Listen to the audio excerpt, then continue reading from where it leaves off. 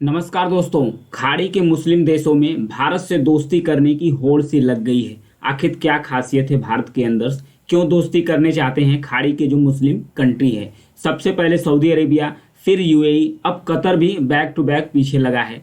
क्योंकि अभी पीएम मोदी इस समय यूएई की यात्रा पर है। वहां पर पहले जो हिंदू टेम्पल्स बनाया गया है जी, श्री रामा स्वामी मंदिर, तो वहाँ स्वामी नारायण मंदिर बनाया गया है यूएई के अंदर, अबू धाबी में। यूएई की जो कैपिटल्स है अबू धाबी, वहाँ पर बनाया गया है। तो उसका उद्घाटन करेंगे। उसके साथ साथ वहाँ पर भारत का जो यूपीआई सिस्टम है उसे भी यूएई के द्वारा अडॉप्ट किया गया है। तो ये धीरे धीरे ये लोग भारत से अपना दोस्ती बढ़ाना चाहते हैं। तो आइए डिटेल से समझते हैं कि क्या खासियत है कि भारत से ये जो मुस्लिम कंट्री है खाड़ी देशों की, ये दोस्ती बनाना चाहते हैं। सबसे पहले प्रधानमंत्री की 2 दिवसीय यात्रा है, 2 दिन की यात्रा है, 2 देशों की यात्रा है। सबसे पहले संयुक्त अरब अमीरात जाएंगे, उसके बाद कतर का दौरा करेंगे, उसके बाद कतर का दौरा करेंगे। वहीं पीएम मोदी के द्वारा यूएई की जो अबू धाबी शहर है उसमें भव्य जो हिंदू मंदिर है इसका उद्घाटन करेंगे। उसके साथ साथ पीएम मोदी के द्वारा ये 7वीं यात्रा की जा रही है। उसके बाद जो एहलान मोदी कार्यक्रम है, वहाँ पर एहलान मोदी कार्यक्रम है, उस कार्यक्रम को भी एड्रेस यानी संबोधित किया जाएगा प्रधानमंत्री मोदी जी के द्वारा पर। तो भाई इस लोकेशन को देखते हैं। जो यूएई है, यहाँ पर देखिए यूएई जो यूनाइटेड अरब अमीरात है, ये है अबू धाबी, इसका कैपिटल्स। यहीं पर जो हिंदू मंदिर है ये बनाया जा रहा है। फिर उसके बाद जो 15 फरवरी है उसके बाद जाएंगे अबू धाबी से यहाँ पर सीधे जाएंगे कतर।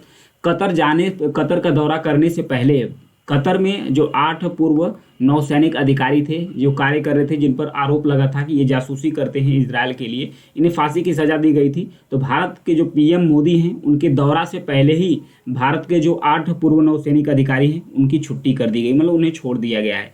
पश्चिमी एशिया के जानकार हैं एक कमर आगा, इनसे बातचीत की गई। तो इनके द्वारा यह भी कहा गया कि जो खाड़ी देश हैं ये भारत में दिलचस्पी इसलिए भी ले रहे हैं, इनकी सबसे बड़ी जो वजह है वो है इंडियंस, यानी कि जो भारतीय हैं। सबसे पहले खाड़ी देशों में 75 लाख यानी कि 75 लाख तक भारतीय काम करते हैं। उसके साथ साथ हर साल यहाँ से 40 अरब डॉलर्स का व्यापार होता है विदेशी मुद्रा में। 40 अरब डॉलर का विदेशी मुद्रा भारत आता है, खाड़ी देशों से भारत आता है। और उसके साथ साथ जो 150 अरब डॉलर है, इतना तक का व्यापार होता है खाड़ी देशों के साथ। किसका? ये भारत का खाड़ी देशों के साथ व्यापार होता है। जो खाड़ी देश है इससे भारत का जो रिश्ता है ये कोई नया नहीं है, ये काफ़ी पुराना है, हजारों साल पुराना माना जाता है। क्योंकि खाड़ी देश तेल से मालामाल कंट्री, खाड़ी देश जो आयल संपन्न कंट्री है। भारत यूक्रेन युद्ध हो रहा था, यूक्रेन और रसिया युद्ध हो रहा था, इसके पहले भारत जो अपना 75% तक क्रूड आयल्स होता है, यानी कि जो कच्चा तेल होता है, वो लेता था खाड़ी देशों से लेता था। और उसके साथ साथ अभी भी जो एलएनजी है यानी लिक्विफाइड नेचुरल गैस है, ये भी इंपोर्ट करता है। किससे? कतर से। भारत अभी अपनी ज़रूरतों का 75% कतर से ही इंपोर्ट करता है। फिर उसके साथ साथ जो एक अभी हाल ही में कतर के साथ भारत की डील हुई है एलएनजी को ही लेकर।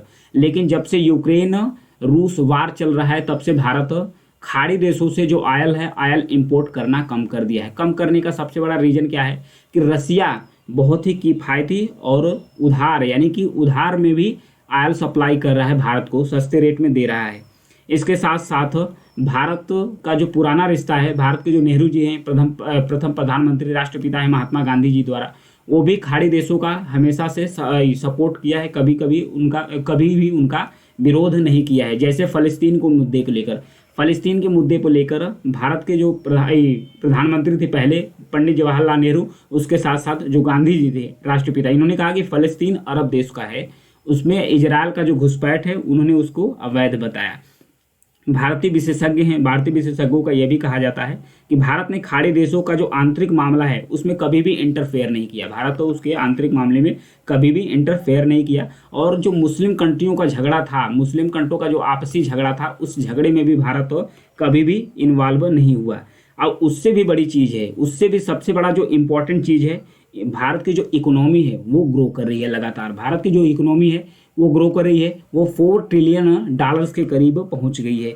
इसलिए खाड़ी देश भी चाहते हैं कि वो अपना इन्वेस्टमेंट करे, यानी कि निवेश करे भारत में, क्योंकि भारत एक चमकती हुई अर्थव्यवस्था की तरफ बढ़ रहा है। जो आईएमएफ है, आईएमएफ के द्वारा भी कहा गया है कि भारत की जो इकोनॉमी है आगे भी लगातार ग्रो करती रहेगी। इसीलिए सऊदी अरेबिया के द्वारा एक पॉलिसी बनाई गई है, लुक एट ईस्ट, यानी कि पूर्व की तरफ देखो, ये पॉलिसी बनाई गई है। उसके साथ साथ जो पाकिस्तान है उससे भी भरोसा उठा है खाड़ी देशों का, खाड़ी देशों का पाकिस्तान के साथ भी भरोसा उठा है।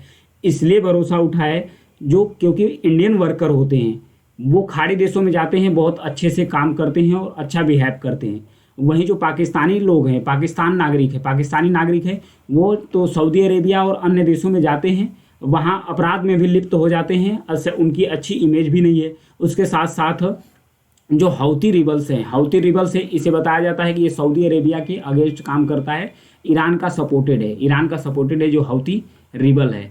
तो इससे लड़ने के लिए सऊदी अरेबिया के द्वारा मदद मांगा गया, सऊदी अरेबिया के द्वारा पाकिस्तान से मदद मांगा गया, तो पाकिस्तान सीधा सीधा इनकार कर दिया कि मैं कोई मदद नहीं कर सकता हूँ। इसलिए सऊदी अरेबिया से भी पाकिस्तान का रिश्ता नहीं हुआ, इसलिए सऊदी अरेबिया भी धीरे धीरे भारत पर भरोसा जता रहा है। कतर के साथ तो अभी डील हुई है, हाल ही में एलएनजी को लेकर डील हुआ है, और उसके साथ साथ जो यूएई है वहाँ पर हिंदू टेम्पल्स और जो अपना यूपीआई सिस्टम है उसे अडॉप्ट करके अपनी टेक्निक विकसित कर रहा है यूएई। तो ये सब सारे खाड़ी के जो मुस्लिम देश है ये लगातार धीरे धीरे भारत से अपनी दोस्ती बढ़ा रहे हैं, क्योंकि भारत तो धीरे धीरे ग्रोइंग इकोनॉमी की तरफ आगे बढ़ रहा है। Thank you.